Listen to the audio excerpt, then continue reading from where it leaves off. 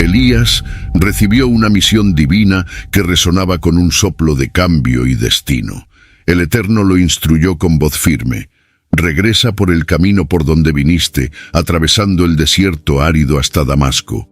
Allí, un propósito especial lo esperaba: ungir a Eliseo, hijo de Safat de Abel Meol, destinado a ser su sucesor en la sagrada jornada profética. La misión era clara: el que escape de la espada de Hazael, Jehú lo matará, y el que escape de Jehú, Eliseo lo matará. Mientras tanto, una revelación surgió: 7000 almas permanecieron íntegras, negándose a doblegarse ante Baal o besar su imagen. En el vibrante corazón de un campo, Elías encontró a Eliseo. 12 pares de bueyes araban la tierra fértil, y Eliseo, con determinación firme, guiaba una de las parejas. En un gesto simbólico, Elías se acercó y colocó su capa sobre los hombros de Eliseo, un signo innegable de su herencia profética. Movido por un llamado superior, Eliseo dejó atrás a los bueyes, pero antes de seguir a su nuevo mentor, pidió una última despedida. «Permíteme despedirme de mi padre y de mi madre, y luego iré contigo». Elías, percibiendo la sinceridad en el corazón de Eliseo, le concedió esa gracia. «Ve, pero recuerda lo que este gesto significa». Con un corazón lleno de resolución, Eliseo regresó. Sacrificó a los bueyes con los que araba, y con la madera del arado preparó una fiesta de despedida para su familia y amigos. Después, sin mirar hacia atrás, se unió a Elías, convirtiéndose en más que un discípulo, un compañero en el viaje profético. A medida que el tiempo de Elías en la tierra llegaba a su fin, un último viaje los llevó a cruzar el Jordán.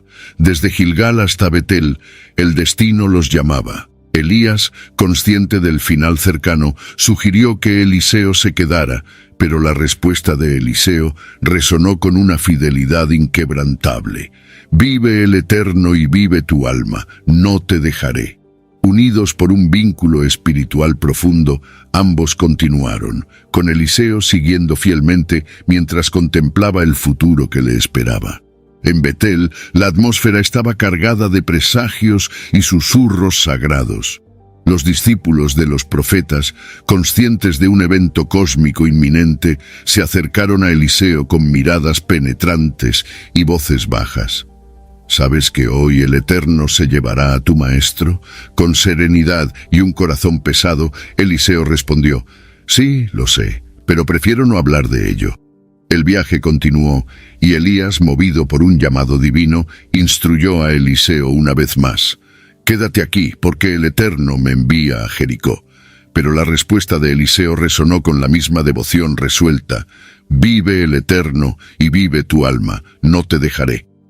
Unidos, maestro y discípulo se dirigieron a Jericó, enfrentándose nuevamente a la insistencia de los discípulos de los profetas, que repitieron la solemne advertencia. Eliseo, firme en su determinación, guardó silencio, eligiendo concentrarse en la presencia de su maestro. La última parte del viaje los llevó al Jordán. Elías, con un gesto casi teatral, enrolló su manto, golpeó las aguas y milagrosamente el río se dividió, permitiendo que ambos cruzaran sobre suelo seco. En la orilla opuesta, mientras el sagrado silencio envolvía el aire, Elías se volvió hacia Eliseo con una pregunta final: «¿Qué puedo hacer por ti antes de ser llevado? Pide lo que quieras». Ante la inminencia de la despedida, Eliseo hizo una petición cargada de fe y ambición. «Quiero una doble porción de tu espíritu, quiero ser un hombre de Dios como tú». Elías, con una mirada penetrante y un tono solemne en su voz, reconoció la grandeza de la petición. «Es una cosa difícil que has pedido, pero si ves cuando yo sea tomado de ti, te será dado así, si no, no será». En ese momento, una visión extraordinaria dividió el cielo y la tierra. Un carro de fuego, tirado por caballos también envueltos en llamas, irrumpió entre Elías y Eliseo, separándolos en un espectáculo de luz y energía. Elías entonces fue llevado al cielo en medio de un torbellino, dejando a Eliseo solo en la tierra, testigo del poder celestial. Mientras observaba esta ascensión milagrosa, Eliseo no pudo contener su emoción y exclamó en un lamento profundo: Padre mío, carros de Israel y su gente de a caballo. Era un tributo a la fuerza y al impacto que Elías tenía como líder espiritual. Al darse cuenta de que el mentor se había ido para siempre, Eliseo rasgó su propia túnica en señal de duelo y desolación. Luego, con la túnica que Elías dejó atrás, Eliseo se acercó a las orillas del Jordán. Con la túnica en la mano, símbolo de la autoridad y el espíritu de Elías, confrontó las aguas. ¿Dónde está ahora el Eterno, el Dios de Elías?, clamó. Al tocar las aguas con la túnica, el río se dividió nuevamente y Eliseo cruzó, consolidando su papel como el legítimo sucesor de Elías. Los discípulos de los profetas, observando desde lejos, presenciaron el milagro y reconocieron la transferencia del manto espiritual. El espíritu de Elías reposa sobre Eliseo, comentaron, aceptando y respetando a Eliseo como el nuevo líder espiritual. Con entusiasmo se acercaron a él y ofrecieron su servicio, proponiendo enviar 50 hombres para buscar a Elías, sugiriendo que tal vez el Espíritu del Eterno lo había llevado a algún lugar inesperado.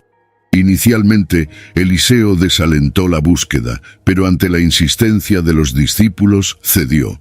«Está bien, envíalos». Pasaron 3 días explorando montañas y valles sin encontrar señal alguna del profeta. Al regresar, Eliseo los confrontó con una mezcla de reprensión y satisfacción.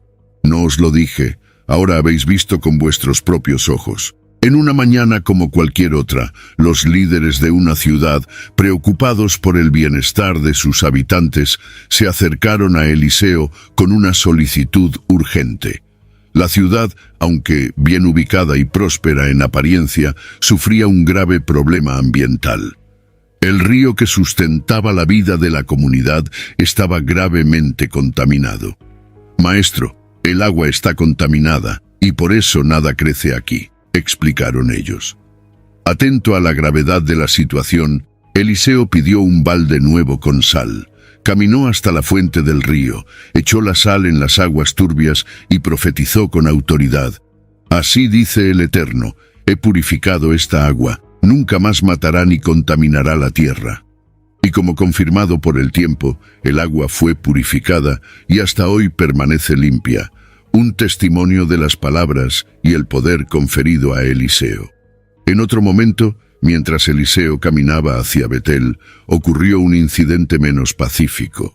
Algunos jóvenes de la ciudad, sin reconocer la santidad de su llamado, se burlaron de él llamándolo calvo. Perturbado por esa falta de respeto, Eliseo los maldecía en nombre del Eterno. De repente, 2 osos emergieron del bosque y atacaron a los niños, en un trágico desenlace para la burla imprudente. Mientras tanto, la política regional estaba en ebullición. Tras la muerte de Acab, el rey de Moab se rebeló contra Israel. En una alianza tripartita, los reyes de Israel, Judá y Edom se encontraron en una situación desesperada. Después de 7 días de marcha, sus tropas y animales estaban exhaustos y sin agua. Confrontados con la inminencia de un desastre, se preguntaron: ¿nos ha traído el Eterno aquí solo para caer en manos de Moab? Fue entonces cuando el rey Josafat preguntó si había algún profeta a través del cual pudieran buscar orientación divina. Un oficial recordó a Eliseo, el fiel discípulo de Elías. «Eliseo, hijo de Safat, el brazo derecho de Elías, está cerca», dijo. Ante esta información, Josafat expresó confianza. «Bien, en él podemos confiar». En ese tenso momento, cuando la sed y la desesperación amenazaban a 3 reinos, los monarcas, el rey de Israel, Josafat de Judá y el rey de Edom, buscaron a Eliseo en busca de un milagro. La recepción de Eliseo al rey de Israel fue fría, marcada por una pregunta directa: ¿qué tenemos en común tú y yo? Ve a consultar a los profetas de tu padre y de tu madre. El rey de Israel, dándose cuenta de la gravedad de la situación, argumentó que era el Eterno quien los había unido en esa crisis y no para entregárselos a Moab. Eliseo, movido por el respeto a Josafat, decidió interceder. «Vive el Señor de los ejércitos de ángeles, a quien sirvo, si no fuera por Josafat, no perdería tiempo con ustedes». Entonces pidió que trajeran un arpista. Mientras las suaves melodías llenaban el aire, el poder divino descendió sobre Eliseo, quien profetizó una solución milagrosa. «Así dice el Eterno: hagan pozos en este valle. No oirán el viento ni verán la lluvia, pero el valle se llenará de agua para que sus tropas y animales puedan beber a voluntad. Y esto es fácil para el Eterno. Él también entregará a Moab en sus manos». Las instrucciones de Eliseo prometían no solo alivio inmediato de la sed, sino también una victoria decisiva sobre Moab. Arrasarán su tierra, destruirán las fortificaciones, arruinarán las ciudades, derribarán los huertos, obstruirán los manantiales y destruirán los campos con piedras. Y así fue que, en el momento del sacrificio matutino, el agua brotó, inundando el valle desde el oeste de Edom, una visión de redención y poder. Mientras tanto, en otro contexto de desesperación, la viuda de uno de los discípulos de Eliseo buscó al profeta, angustiada por una amenaza inminente. «Tu siervo, mi esposo, ha muerto», reveló ella, «y ahora el hombre a quien debíamos dinero quiere llevarse a mis 2 hijos como esclavos». La situación era crítica, y Eliseo, sensible a su sufrimiento, preguntó: «¿Cómo puedo ayudarte? ¿Qué tienes en casa?». Su respuesta fue simple y desoladora: «Nada, solo un poco de aceite». Eliseo, con su habitual sabiduría y comprensión de los milagros divinos, instruyó a la viuda en un plan que parecía simple, pero estaba cargado de fe. «Ve por la vecindad y pide prestadas todas las vasijas y cuencos que puedas», le dijo.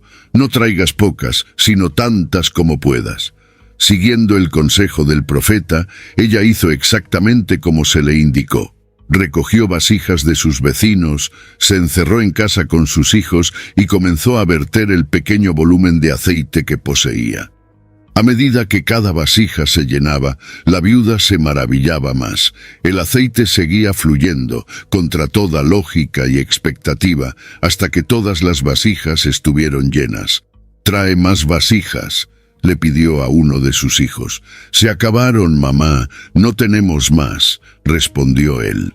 En ese momento, el milagro del aceite cesó. Con las vasijas llenas, Eliseo le aconsejó: «Vende el aceite, paga tus deudas, y tú y tus hijos podrán vivir con lo que sobre». Así, el profeta no solo salvó a la familia de la esclavitud, sino que también aseguró su futuro. La historia continúa con Eliseo y la generosidad de la mujer sunamita.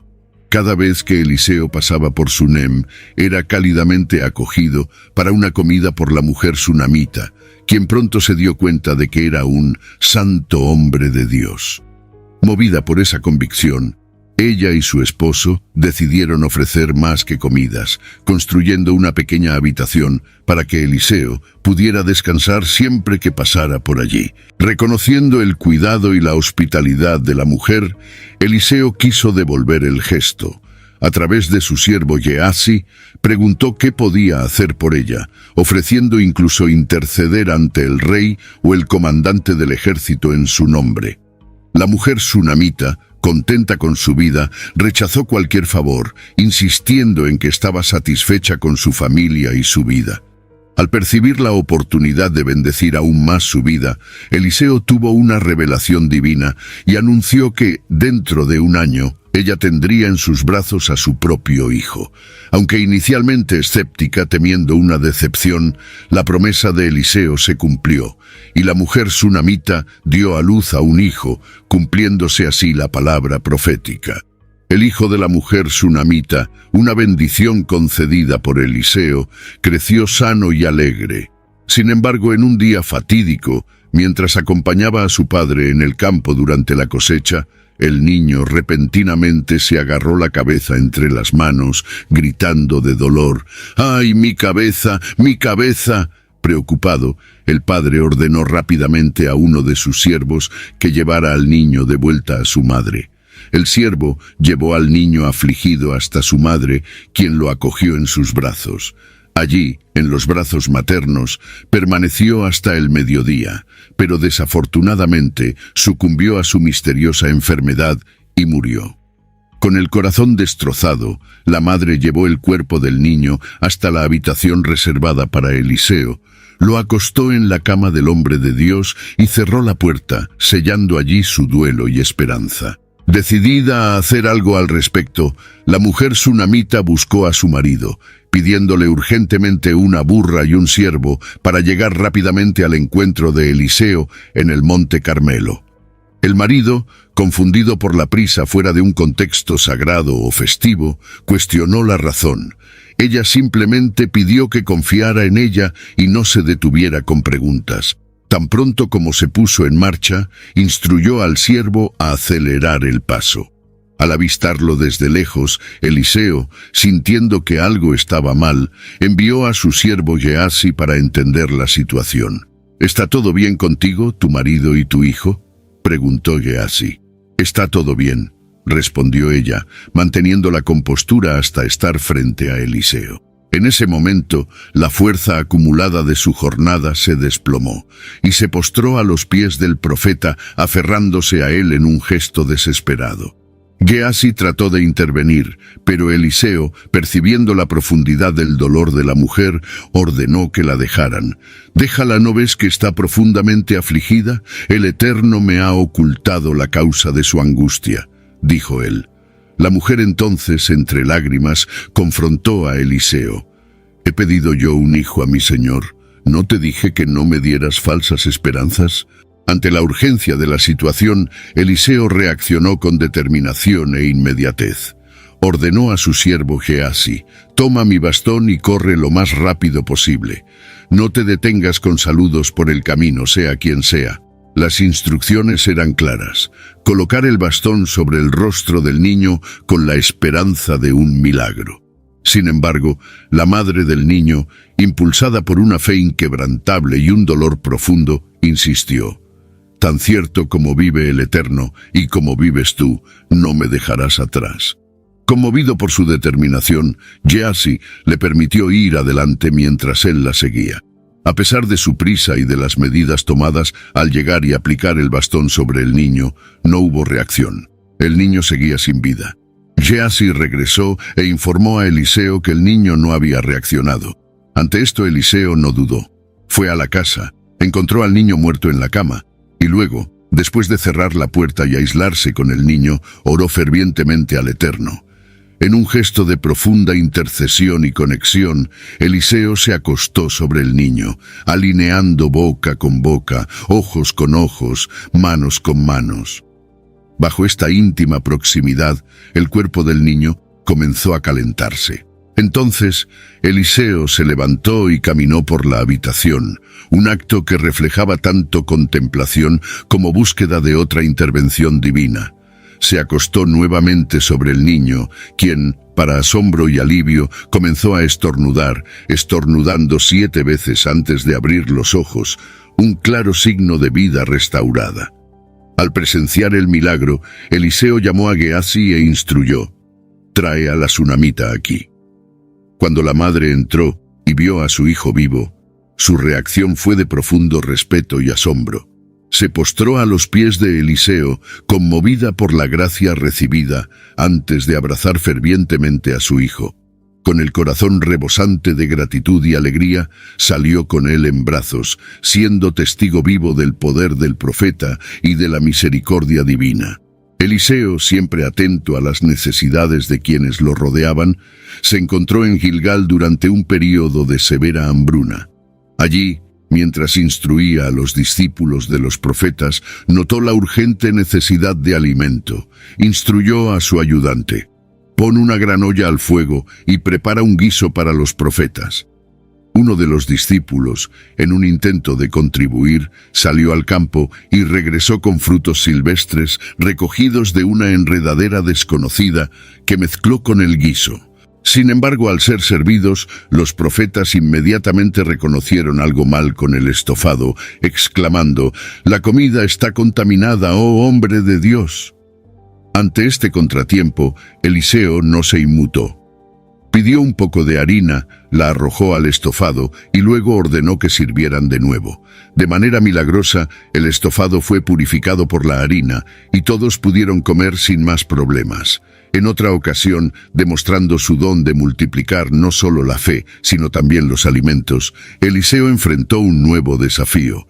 Un hombre llegó de Baal-Salisa trayendo 20 panes frescos de cebada y algunas manzanas al inicio de la cosecha. Viendo la oportunidad de alimentar a muchos, Eliseo ordenó que distribuyeran los panes a 100 hombres. Su ayudante dudó, argumentando que no sería suficiente. Pero Eliseo, con confianza divina, aseguró: «Hazlo de todos modos, el Eterno dice que será suficiente». Y así fue. No solo todos comieron hasta saciarse, sino que aún sobró comida. Naamán, un comandante del ejército del rey de Siria, era un hombre valiente y respetado, conocido por sus proezas militares que a menudo traían victoria a su nación, consideradas bendiciones divinas. Sin embargo, una grave enfermedad en la piel manchaba su vida ilustre. Durante uno de sus ataques a Israel, una joven israelita fue capturada y llegó a servir en la casa de Naamán. Un día, ella mencionó a su señora que si Naamán consultara al profeta de Samaria, seguramente sería curado. Animado por su esposa, Naamán fue a su rey, quien vio una oportunidad de cura y envió a Naamán al rey de Israel con una carta que traía presentes de 350 kilos de plata, 72 kilos de oro y 10 cambios de ropa fina. La carta explicaba el deseo del rey sirio, que el rey de Israel curara a Naamán. El mensaje, sin embargo, perturbó profundamente al rey de Israel, que rasgó sus vestiduras en desesperación, cuestionándose si él parecía tener poderes divinos para curar y dar vida, interpretando la solicitud como una provocación para el conflicto. Al enterarse de la aflicción del rey de Israel, Eliseo, el profeta, intervino, mandando decir al rey que no hubiera motivo para desesperarse y que enviara a Naamán a él, demostrando que en Israel había un verdadero profeta de Dios. Naamán, entonces, llegó a la casa de Eliseo con gran pompa, pero Eliseo no lo recibió personalmente. En lugar de eso, envió un mensajero con instrucciones simples: «Ve al río Jordán y sumérgete 7 veces. Tu piel será curada y renovada». La reacción inicial de Naamán a las instrucciones de Eliseo fue de desdén e ira. Esperaba un tratamiento acorde a su posición de prestigio, un encuentro personal con el profeta, un ritual impresionante que invocara el nombre del Dios de Israel y un toque curativo directamente en su piel afligida.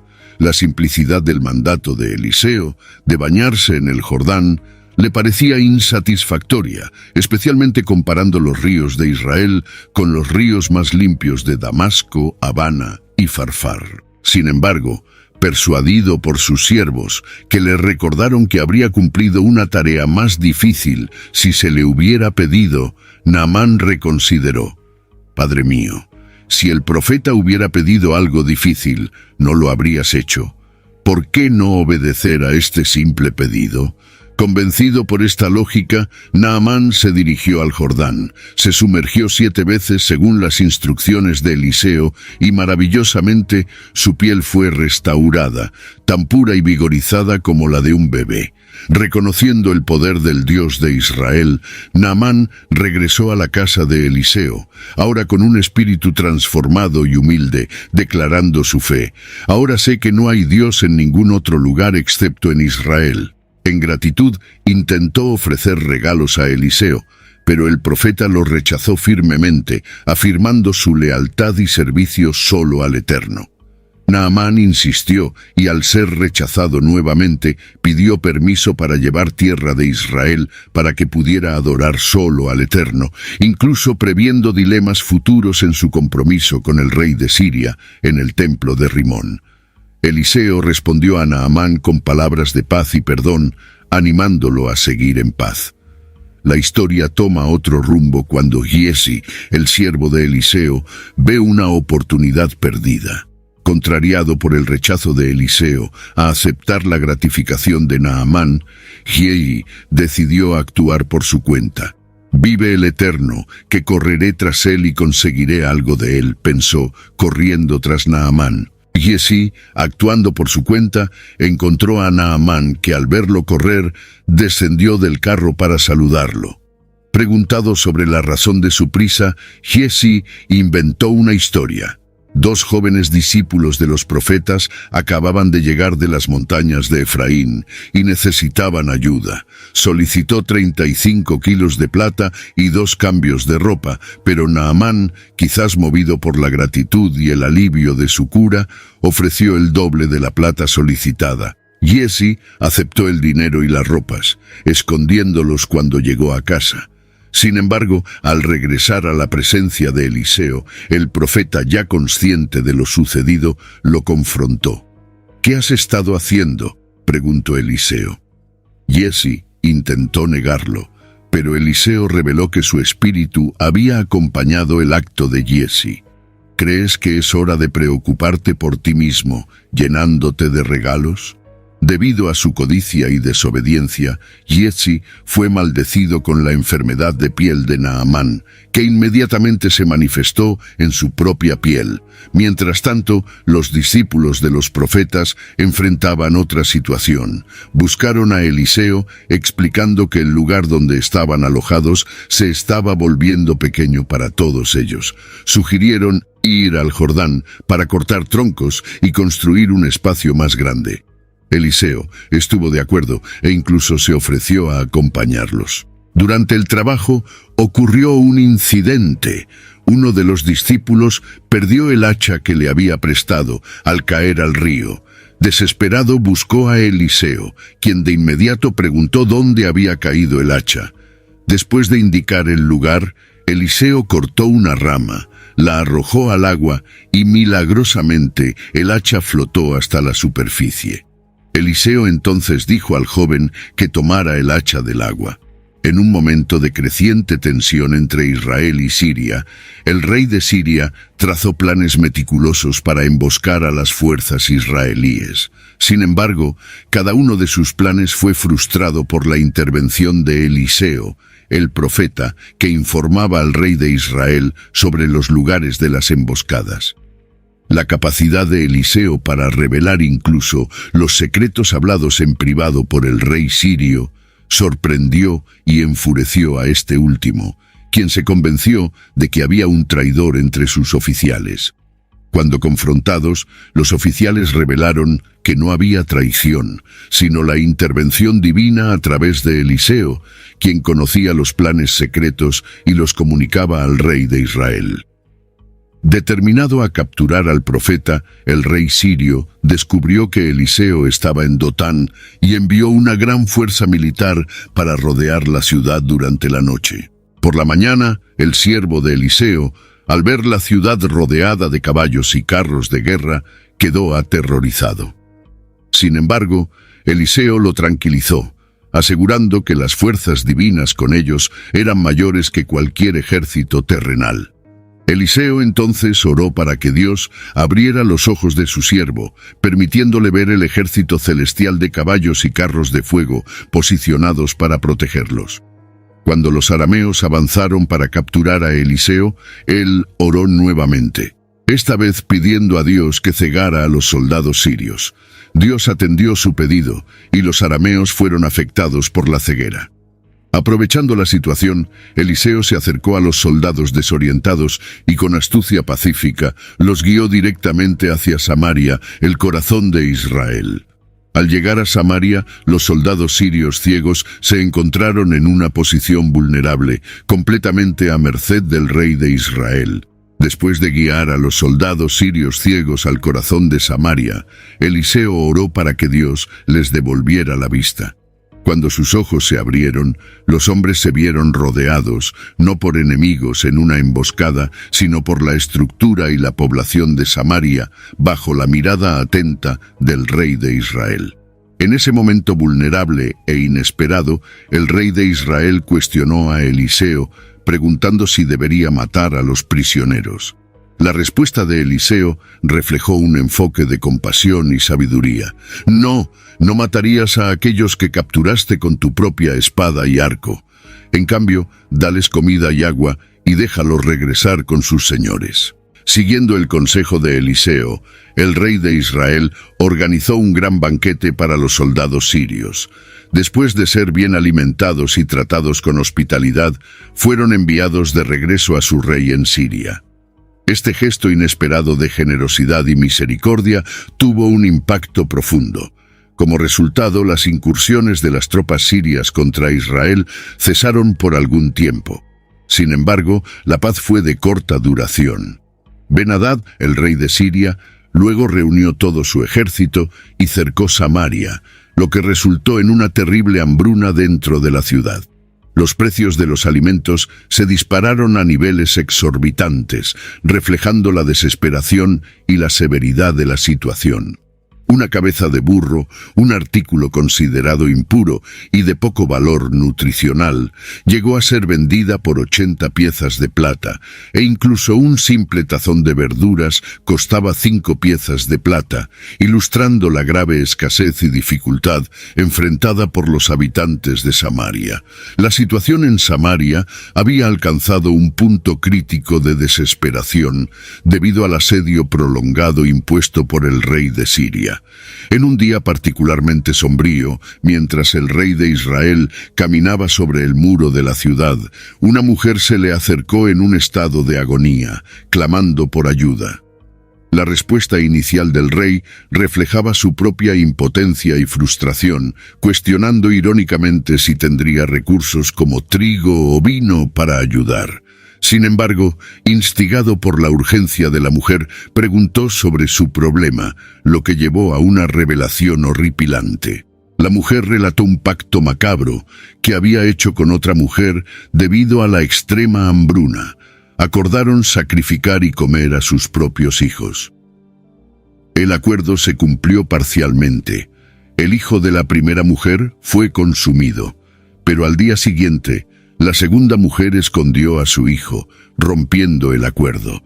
Esta historia impactó profundamente al rey, quien rasgó sus vestiduras en desesperación, revelando debajo de ellas un paño de cilicio, un signo de luto y penitencia. Tomado por la ira y la impotencia, el rey de Israel luego proclamó una amenaza mortal contra Eliseo, responsabilizándolo por la severidad de la calamidad, posiblemente creyendo que el profeta, con su conexión divina, podría haber evitado tales extremos de desesperación.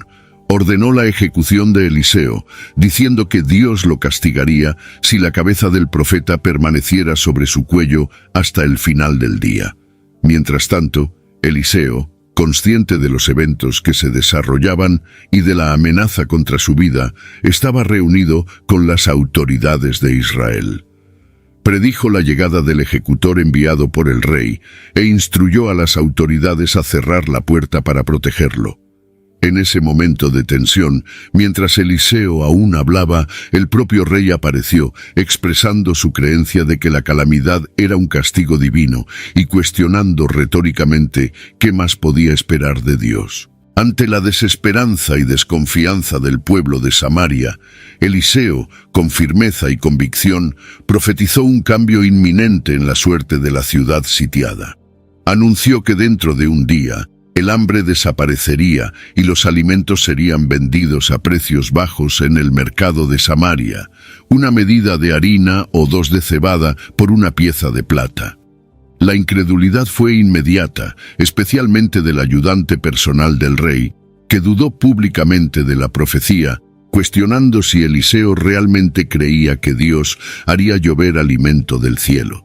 Eliseo respondió que el ayudante vería el milagro con sus propios ojos, pero no participaría en él. Mientras tanto, 4 leprosos, marginados y desesperados en la entrada de la ciudad, enfrentaban un dilema mortal: morir de hambre dentro de los muros de Samaria o arriesgarse en el campamento arameo. Decidieron que no tenían nada que perder y eligieron la última opción al atardecer. Para su sorpresa, al llegar al campamento enemigo, lo encontraron completamente abandonado. El Señor había hecho que los arameos escucharan el sonido de un gran ejército, incluyendo caballos y carros, haciéndoles creer que estaban a punto de ser atacados por una coalición de otros reinos.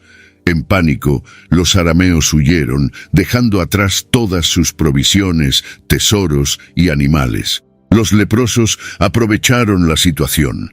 Entraron en las tiendas vacías, comieron y bebieron a su antojo y comenzaron a esconder el oro, la plata y la ropa que encontraron. Después de saquear varias tiendas, un sentimiento de responsabilidad moral los golpeó.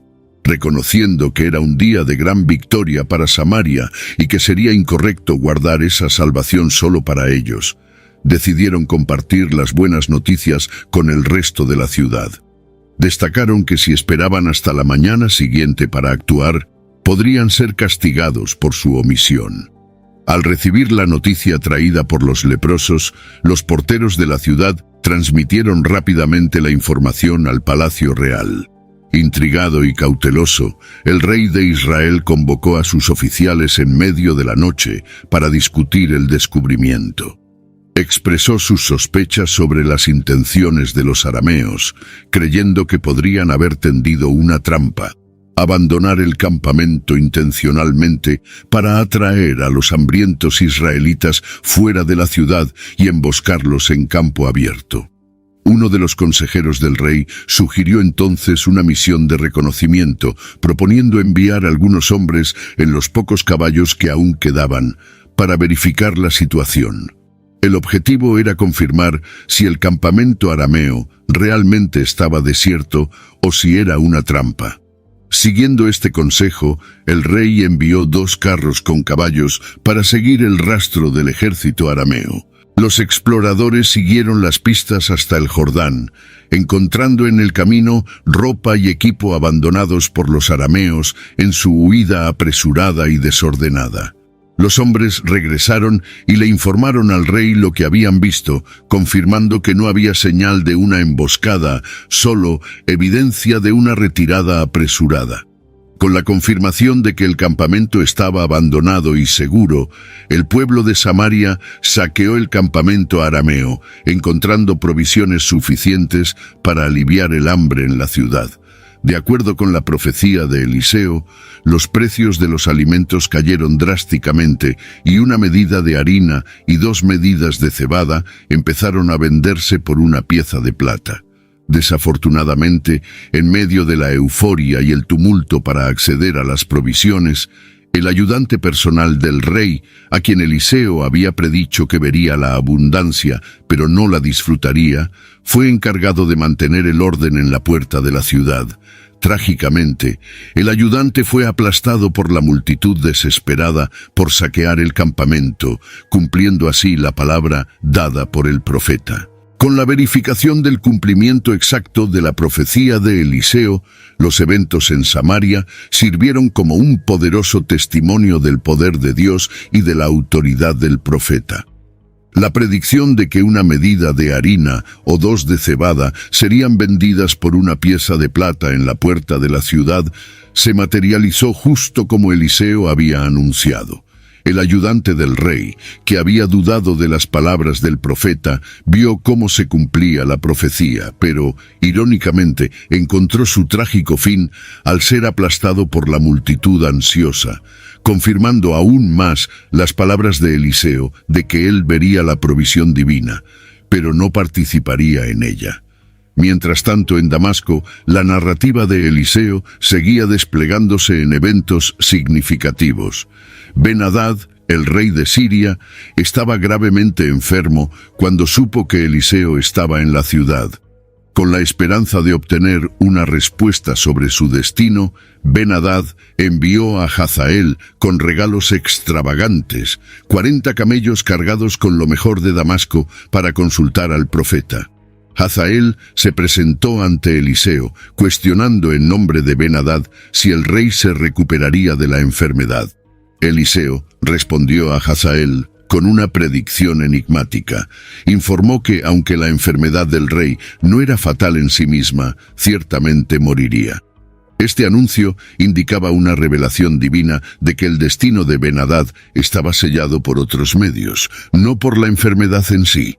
En la dramática secuencia de eventos descrita, Eliseo, enfrentando a Hazael, prevé no solo el destino inmediato del rey Ben-Hadad, sino también el sombrío futuro que Hazael traerá sobre Israel.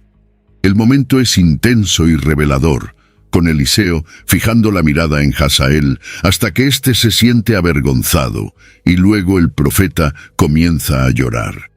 Cuando se le pregunta sobre sus lágrimas, Eliseo expone las atrocidades que Hazael cometerá contra los israelitas, incluida la destrucción de las fortalezas, el asesinato de jóvenes, la masacre de bebés y la violencia contra mujeres embarazadas.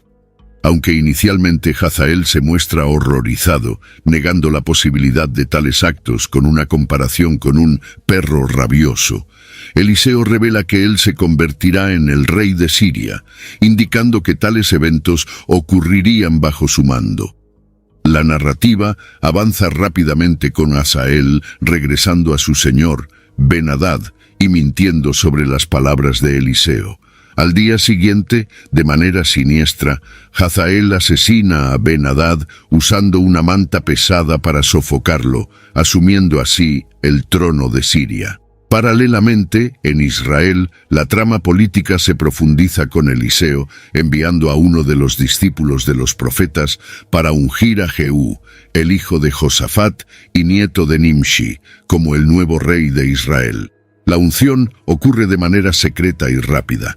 El joven profeta encuentra a Jehú entre los oficiales del ejército y lo lleva a una sala reservada donde derrama aceite sobre su cabeza y declara el mensaje divino. Jehú es ungido rey con la misión expresa de eliminar la casa de Acab, vengar la sangre de los siervos de Dios y los profetas masacrados por Jezabel, y acabar con la descendencia de Acab, prometiendo un destino similar al de otras familias reales corruptas del pasado. El destino de Jezabel es particularmente terrible, con una profecía de que su cuerpo será dejado para ser comido por perros, sin un entierro digno, un final que refleja la extensión de su maldad y la severidad de la justicia divina que Jehú está destinado a ejecutar. Al final de su vida, Eliseo enfrentó una enfermedad incurable. Incluso en sus últimos momentos, el profeta aún desempeñaba un papel crucial para Israel, guiando y aconsejando al rey. Cuando el rey de Israel lo visitó, se emocionó profundamente, refiriéndose a Eliseo con las palabras: Padre mío, tú eres el carro y la caballería de Israel.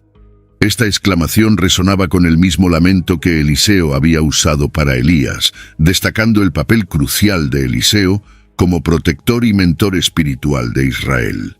Durante esta visita, Eliseo realizó un acto simbólico final con el rey.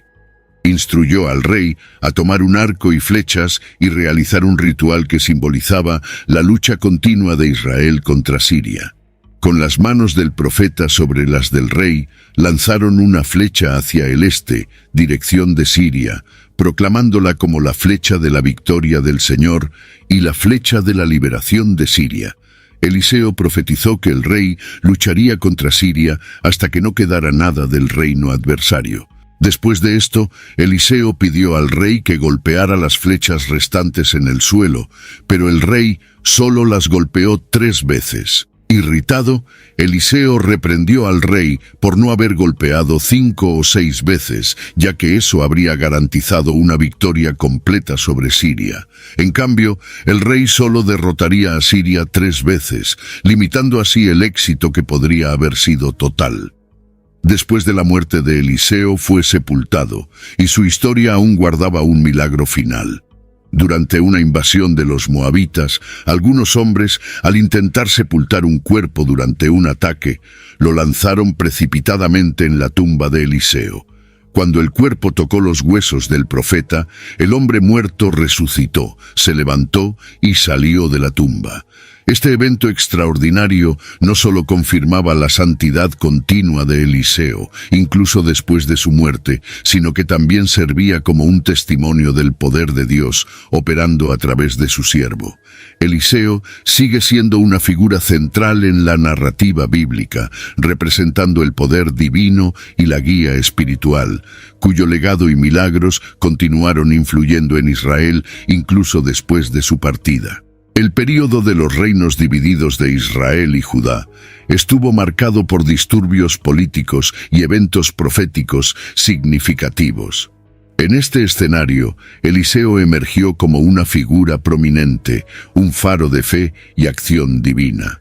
Sucesor de Elías, uno de los profetas más poderosos de la historia bíblica, Eliseo asumió el manto profético en un momento crucial, simbolizado por el gesto de Elías al lanzar su manto sobre Eliseo.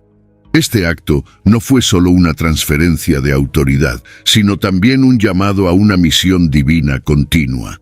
El legado de Eliseo es una tela de fe, milagros y desafíos que moldearon no solo la historia de Israel, sino también la comprensión de la relación entre Dios y sus profetas. No solo continuó la misión de Elías, sino que también amplió y profundizó la comprensión del poder divino. Su vida y ministerio ejemplifican cómo la fidelidad a Dios puede enfrentar y superar adversidades, sirviendo como un modelo de servicio profético que continúa inspirando fe y devoción hasta el día de hoy.